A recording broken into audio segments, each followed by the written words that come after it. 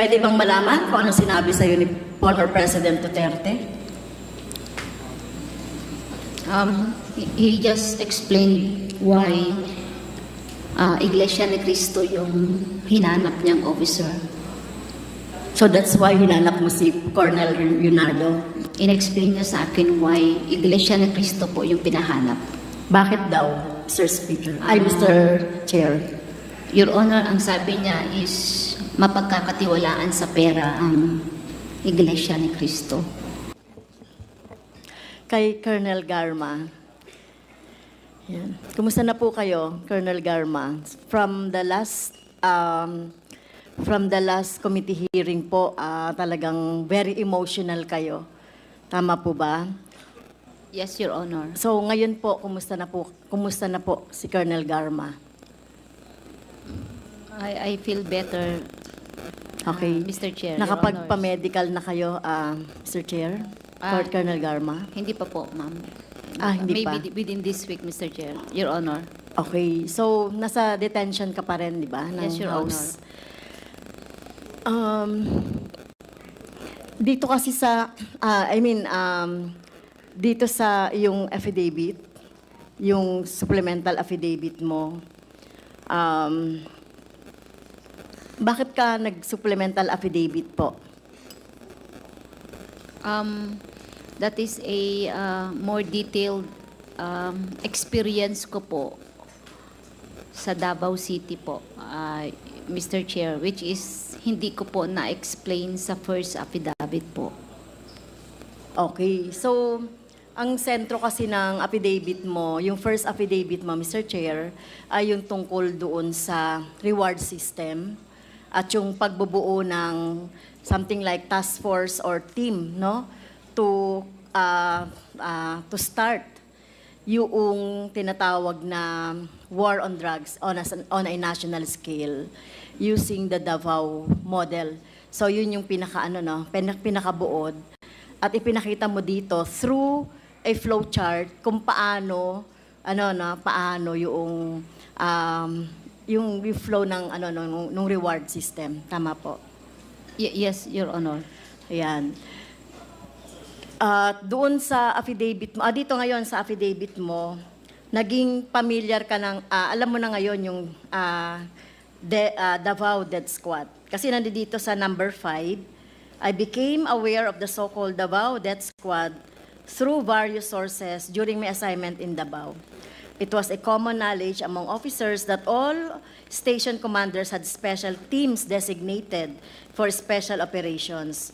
Although it did not know the identities of these teams, culture of silence prevailed among police office in the Davao regarding such matters. So, ano katungkulan mo dito sa Davao City nung nalaman mo po yung DDS? Nung pong bagong assign pa lang po ako, siguro mga 2 years or 3 years after, narinig ko na po yung word na DDS of Davao Death Squad. But it's more on naririnig ko lang po at nag-observe lang po ako because during that time, I am a junior officer and my position is just focused on handling a specific section in the main office po. And that is the women's desk? Tama po ba? Yes, Your Honor. Okay, so itong mga special teams na ito, yung operational teams na ito ay hindi mo kilala? Hindi mo pa kilala? Hindi ko kilala kasi po nasa main office lang ako, maliit lang po yung section ko and these are spread sa mga different stations and medyo tago po when they work, Your Honor. Okay, so that was sometime in 1999. Yung first assignment mo sa Davao. Yes, mga ganung pong mga taon po. Okay. And then you have witnessed the existence of a reward system. Yes, Your Honors. So, pwede mo bang ikwento itong sinasabi mong existence of a reward system? O yun na ba yung nasa flowchart mo? O yung nandoon sa first affidavit? Hindi po. So, ano ibig sabihin nitong reward system na nakita mo na nag-exist pala?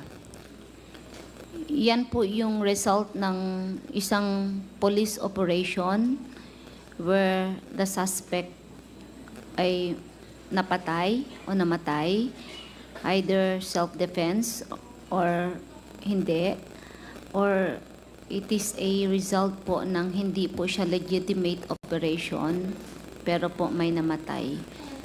And may natatanggap pong specific amount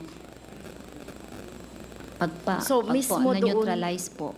Mismo dun sa station where you were assigned. When I was in the station, I was able to validate the existence of such system po. So, ito nga po yung sa Santa Ana Police Station. Yes, Your Honor. Yung number 6 on your affidavit, no? Okay, so as a station commander, hindi mo alam itong mga operation na to. Hindi siya legitimate operations. Legitimate po ang mga yan.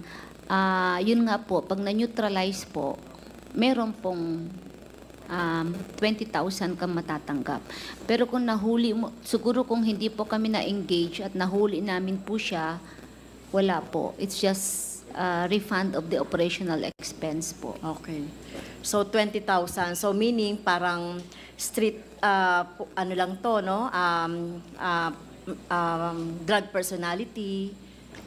Tama? Hindi lang po drug personality. Sometimes those habitual offenders or recidivists na involved in mga akyat bahay, hold up, or snatching. Pati ganon, merong rewards?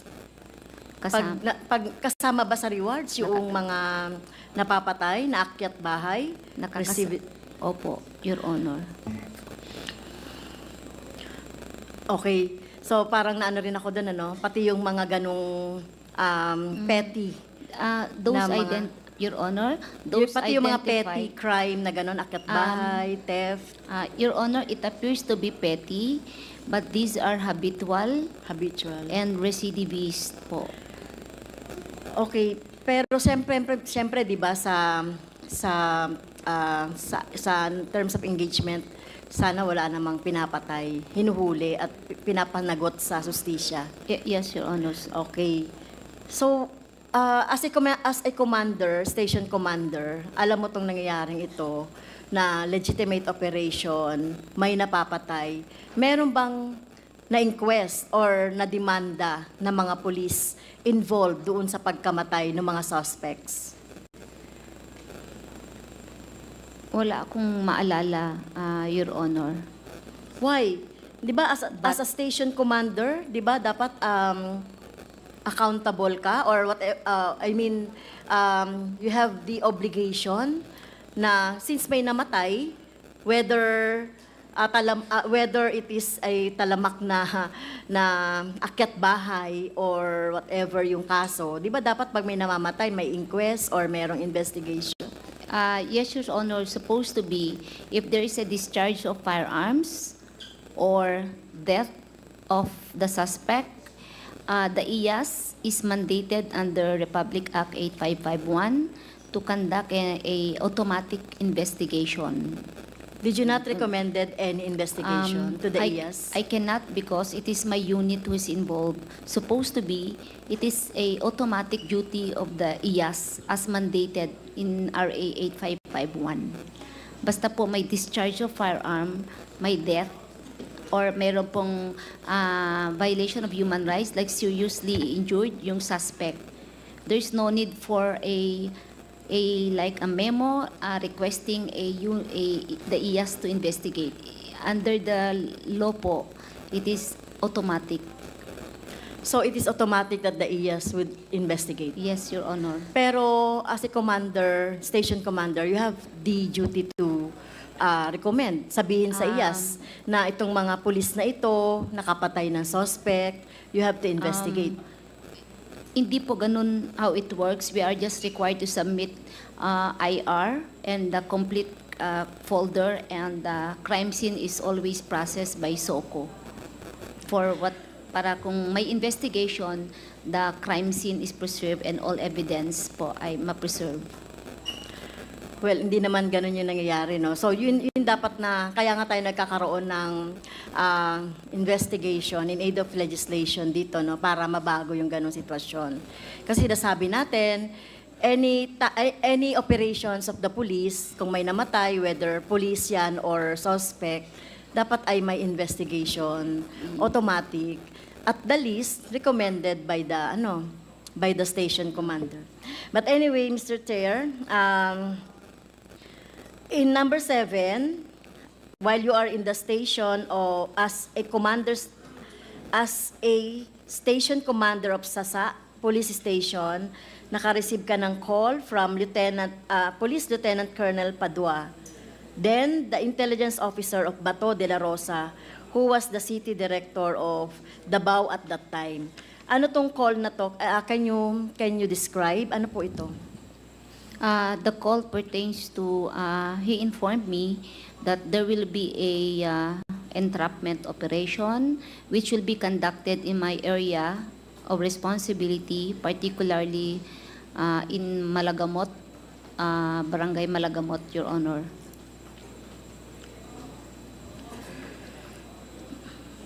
Okay. Anong operation ito? I think it is a entrapment operation, parang may swindling ata o fraud na activity po yung suspect. So, again, may namatay na naman. Yes, Tama Your pa? Honor. Tama po ba? So, ano nangyari? Naimbestigahan ba to? Na-process po ng SOCO at na-preserve naman po yung evidence. But since it is a implied, understandable po. So, again, So it is kapag operation, so-called legitimate operations, pag may namamatay, walang nananagot sa mga namamatay. that call, Kahit na inimbestigahan po. Tama? it appears to be that way po, Your Parang, Honor. Mr. Chair, parang automatic dito, no? Kapag may operation, legitimate or not, may namatay, just may report lang, and then kung iimbestigahan ng IAS, hanggang doon na lang. Your Honor, Opo. unless po the relatives of the victim will file cases po. Okay. Pero hindi lang ganun. Kasi tayo po as government official, may responsibilidad tayo sa anumang nangyayari sa ating mamamayan. Lalong-lalo na mga pulis, di ba? To serve and protect yung ating mga kababayan. Kahit na kriminal yan o hindi, you serve and protect.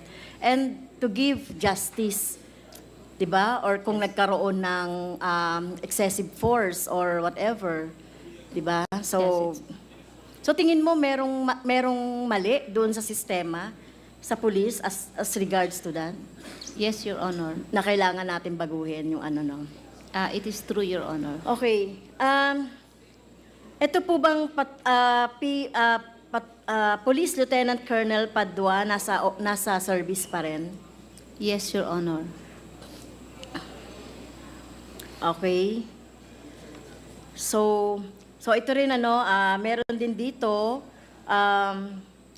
isa na namang parang operations sa Sasa, Barangay Captain, nag-report ng akyat bahay. Ano po ang nangyari dito? Pakikwento nga po, Colonel. Yes po, that is a legitimate operation.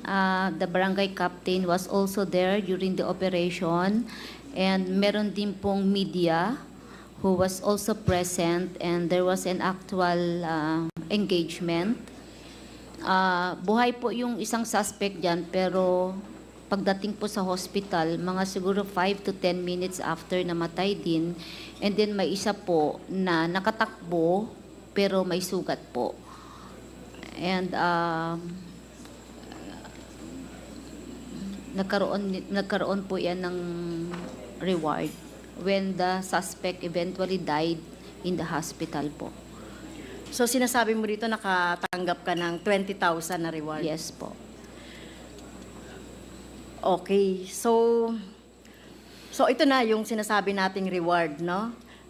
doon sa kwento mo about the reward. So, tinanggap mo itong 20,000. Yes po, itinawag po kasi. Binibigay. Saan po galing itong 20,000 na rewards? Sinabi mo kay Boy Alce, Yeah, Sergeant, from Sergeant Suan, provided by Boy Alce. Sino po ba itong mga to? Boy Alce is a retired police officer. Kilala po siya sa area ng Sasa. And when such incident happens in Sasa, he was the one providing the amount through Sergeant Suan. Unfortunately po, si Sergeant Suhan was killed, I think 3 years ago, when he was on board a taxi po, pauwi siya, pinaril po siya. And Boy Alce also died po of, I think may sakit na rin po yan, namatay na rin po. Sa tingin mo, yung pumatay kay Sergeant Suan ay yung nagbibigay ng reward? Or work nung nagbibigay ng reward? Ay naging suspicious po ako because they said that Sergeant Suan was engaged in illegal drug activities, parang protector or something, and ayun, nabaril po siya, namatay po nung sumakay siya ng taxi pa uwi sa bahay nila. I think it is a unsolved crime din po sa Davao. Okay. So, yung Boy Alce, no, yung retired police officer. So, ibig sabihin, Mr. Chair, meron na tayo ditong example na talagang may reward. Example natin si Colonel Garma herself na tumanggap ng reward based on this mga operations. Right? Yes, Your Honor. Okay. So, medyo mahirap tanggapin ito, Mr. Chair. So, talagang antapang ni si Colonel Garma, no, pinakita niya dito talaga yung cooperation at tapang niya, no, na ganito. Dahil gusto talaga natin makakuha ng mga sample na merong reward. Kasi katulad niyan, sinasabi ni Colonel Leonardo, wala siyang alam doon sa rewards. At meron gato example. At makakakita pa tayo niyan. Katulad nga ng sinasabi ni Kong Jay kanina, maraming magko-collaborate, no, doon kay Colonel Garma. At marami pa dito, no, Mr. Chair. Hindi ko na rin iisa-isahin, baka meron tayong ibang colleagues na pwede pa rin magtanong. Ang huling tanong ko na lang, Mr. Chair, nandun ka sa detention center ng HOR, tama po? Yes, Your Honor. Okay naman po, komportable ka doon? Okay naman po. I was able to adjust, Your Were Honor. you, pumupunta ba yung anak? Nasa akin po yung anak ko doon po, sa loob. Nasa loob. Yes po, Your Honor. Magkasama kayo doon? Yes, So, yes, no Your Honor. problem sa kanya? Medyo nagre-request na po na kung makalabas daw kami, may plans siya. Sabi ko, konting tiis na lang, sabi ko po sa kanya, Your Honor. So, she's not schooling? Alam ko babae yung anak mo? Di ba siya nag-aaral? Online po siya, schooling ngayon. Okay, As long as online. may internet, Your Honor, nakakaaral siya. Alam mo, Mr. Chair, disclosure, nung last hearing, nakita kami ni Colonel Garma sa loob ng CR. Talagang nagtaka ko bakit niya ako niyakap. So sabi niya, parang gumaan ang loob niya. Well, sabi ko, buti na lang po, nakikipag-cooperate kayo para makita natin yung katotohanan. At ang sabi niya, yung kanyang anak ang nag-push sa kanya na magsabi ng katotohanan. At yung nakagaan sa loob. Alam niyo po, bilang ina, ako po, ina po ako ng 2 lalaki. Talaga pong yung pag anak na yung nagsasabi, talagang makakonsensya ka eh. Minsan, Mr. Chair, nasagad-sagad ko yung trabaho bilang union leader, no? Pag nagsabi yung anak ko na, Mama, hindi na tayo nakakapunta sa ganito, puro ka na lang trabaho, puro ka. Yun ang nagiging konsensya effect ng nanay, yung kanyang anak. At buti na lang ay nag-cooperate si Colonel Garma. Alam ko yung sinasakripisyo ng isang ina sa ganitong situation. Tatanungin ko sana, Mr. Chair, kung tumatawag yung anak niya, yung pala nandiyan. Pero sa stay mo sa detention, may tumawag ba sa'yo? May tumatawag ba sa'yo, Mr. Chair? Yes, ma'am. My relatives and Sino pa? Tumawag ba sa'yo si former President Duterte? yes, Your Honor. Tumawag sa'yo si former President Duterte. Kailan po? Paano yon? Yung bago ka nag-testify or after you have testified nung last meeting? After I testified, Your Honor, last Thursday. Okay, dahil tumawag siya sa'yo, no? So, ibig sabihin, may number pa sa'yo si President Duterte, former President Duterte. O hindi ka nagpalit ever ng number mo mula noong... Nagpalit po ako ng number. Actually, yung number ko is just more than 1 year pa lang na ginagamit ko to, Your Honor. Yung number ko. I think he is very resourceful naman siguro, kaya nahanap yung number ko, Your Honor. Ilang beses tumawag sa'yo si former President Duterte? Once po. Once. Yes, Your Honor. So, ibig sabihin, Kasi may- dahil siya na mismo nagsabi na mapapagkatiwalaan sa pera. So, ibig sabihin, inductive reasoning lang, Mr. Chair. So, ibig sabihin, mapapagkatiwalaan ng pera si Colonel Leonardo. Dahil Colonel Leonardo is an iglesia ni Cristo. Parang ganun ang implication sa'yo. Yes, Your Honor. So, ibig sabihin, nabibigyan ng pera si Colonel Leonardo. Yung mga rewards. It can be interpreted that way, maybe, Okay. Your Honor. So, hindi. Pag ina-analyze lang natin, Mr. Chair. Kasi yung mga gano'n na yung mga implication and simple lang yon logic. But anyway, ayan, mali na, Mr. Chair. Tinatawagan si Colonel Leonardo ni former President Duterte. Aside from that explanation, hindi ka ba niya pinigilan na magsabi ng totoo dito sa Quadcom or ano man yung any other messages aside from that? Wala po. Wala siyang, hindi niya ako pinigilan. Wala po. So wala na. Wala po. Hindi ka naman nag-sorry sa kanya dahil nagsabi ka ng totoo. Actually, nag-sorry po ako. Yes, I said, I'm sorry. Okay. Siguro lang natin 'yan, kultural natin 'yon kapag Yes, ma'am. pero hindi dapat siya hinga ng hindi pa tayo dapat mag-sorry sa kanya dahil dapat mag-sorry siya si President Duterte, former President Duterte ay mag-sorry doon sa libo-libong tao, mga kabataan, mga inosente na pinatay niya. So, Mr. Chair. So that ends my interpellation, Mr. Chair. Thank you, Colonel Garma. Thank you, Congresswoman Castro. The next to interpolate